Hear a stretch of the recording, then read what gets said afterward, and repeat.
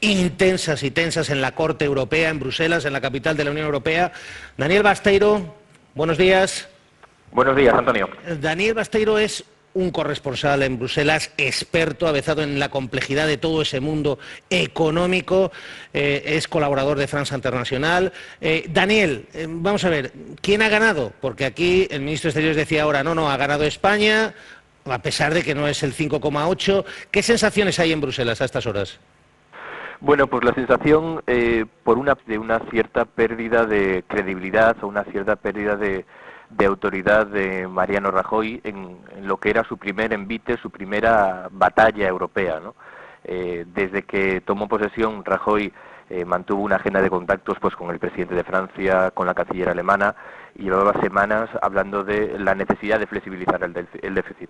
Alemania, que es pues la que marca el ritmo en las discusiones europeas, en casi todas ellas, guardaba silencio y hablaba del cumplimiento de los compromisos sin especificar cuáles, ¿no? Rajoy hace 10 días tan solo, después de firmar un pacto que consagraba la austeridad, dijo que tenía un nuevo objetivo, y hoy se ha visto que ese objetivo que él presentaba como una decisión soberana de todos los españoles y que además él presumía, para sorpresa en Bruselas, de no haberla consultado con nadie, pues esa decisión se ha convertido en papel mojado, y por una parte Rajoy ha perdido cierta autoridad y cierto prestigio en una Europa que por otra parte valora sus duras reformas como la laboral, y como otro tipo de reformas que tiene pendiente Mariano Rajoy. Por una parte, pérdida de credibilidad, pérdida de autoridad de un Rajoy que había prometido una cosa y 10 días después se la cambian. Por otra parte, España ha conseguido cambiar su objetivo para este año, de un 4,4 comprometido por el gobierno anterior, y aquí Bruselas no distingue porque considera que hay una continuidad en el Estado entre un gobierno y otro, y que los compromisos se hacen a nivel de Estado. Pero Daniel, lo que es evidente, yo he oído declaraciones en las últimas horas, Francia, Alemania sí alaban las medidas que está llevando a cabo el gobierno de España. Y no sé si hay algún país, se han comentado que Austria, algunos otros países, no sé si Holanda, pues que ayer estaban en la línea de, oye, que hay que cumplir, que no entendemos esto, que aquí hay una doble vara de medir. Sí, aquí la clave era el silencio sepulcral de Alemania, que cuando hablaba, Alemania tiene una opinión apasionada sobre casi todo, y sobre todo sobre la austeridad.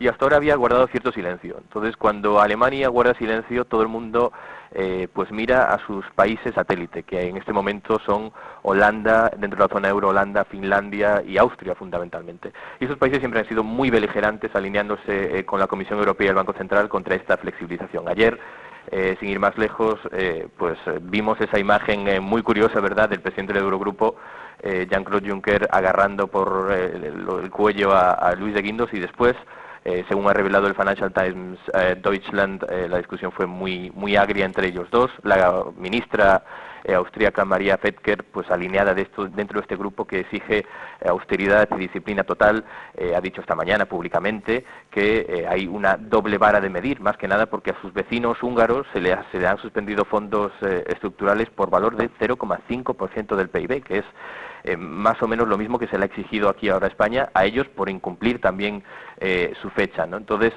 hay una cierta sensación de que si es un país grande como España, puede haber esta doble vara de medir, así lo ven países como Holanda, como Austria o como Finlandia, y es algo que, bueno, también recuerda a un incumplimiento del Pacto de Estabilidad que hubo en 2003 por parte de Francia y Alemania, que acabó con el propio cambio del pacto en 2005, ¿no? Entonces, Daniel, tú decías, Financial Times Deutschland comentaba que bueno, ese gesto de Juncker con De Guindos viene precedido por una violenta discusión en la reunión. ¿Tú crees que el gesto de agarrar por el cuello es un poco como, oye, que hemos tenido ahí dentro una bronca tremenda, pero bueno, que tenemos que tirar para adelante? No sé cómo se interpreta ahí ese gesto. Bueno, el gesto en realidad es previo a la discusión sobre España. Yo creo que casi sería un prólogo de lo que allí ocurrió, ¿no? El gesto, yo lo interpreto, y muchos diplomáticos lo hacen aquí, como un tirón de orejas y un apretón de tuercas al gobierno de Mariano Rajoy. Pero acaban dándose, finalmente lo estamos viendo, un abrazo entre ambos, hay sonrisa. Sí, bueno, Juncker bromea mucho y además presume de bromear con los fotógrafos, de manipularnos, de conseguir sacar la foto que le interesa. Yo, por supuesto, no creo que llevar las manos al cuello del ministro de Guindos sea un gesto para nada gratuito, y la prueba es que el ministro de Guindos se marchó sin hacer declaraciones, contrariamente a lo que hizo en el pasado Eurogrupo. Estamos esperándolo a la puerta. De Guindos salió con bastantes prisas diciendo mañana, y sin cara de muchos amigos. Entonces, lo cierto, Daniel, es que De Guindos tuvo que llamar telefónicamente a Mariano Rajoy para decirle, oye, que aquí me dicen que de 5,8 nada. Sí, así es. Las fuentes comunitarias que manejamos dicen que pues, De Guindos tuvo que, por supuesto, llamar a Rajoy para explicarle que su cifra, la cifra que él había anunciado públicamente en Bruselas también, pues tenía que ser corregida. En palabras del presidente del Eurogrupo, Jean-Claude Juncker, esa cifra está muerta. Ahora, Daniel, una última cuestión. España se ha comprometido, que a mí me parece trascendental, se ha comprometido a que en 2013 llegamos sí o sí al 3% de déficit. Eso es un recorte tremendo, pero ¿tú crees que nos darán margen en el último minuto antes de 2013 o ese 3% sí que es ineludible? Ese 3% es muy difícil de esquivar, más que nada porque no es un objetivo que sea solo para España, sino los grandes países de la Unión Europea, Francia incluida, tienen ese mismo plazo. La hipótesis que se manejaba hasta ahora y lo que se comentaba era, el gobierno español anuncia unilateralmente una cifra de déficit distinta, diciendo que va a cumplir en 2013. Esto lo dijo Mariano Rajoy hace 10 días. ¿Qué garantía tenemos de que el año que viene no nos anuncian otra y también nos dicen que cumplirán en otro año, ¿no? En la fecha 2013 sí se ha insistido mucho aquí, tanto la Comisión Europea, el presidente del Eurogrupo, que es una cifra sagrada, que no se puede poner en cuestión.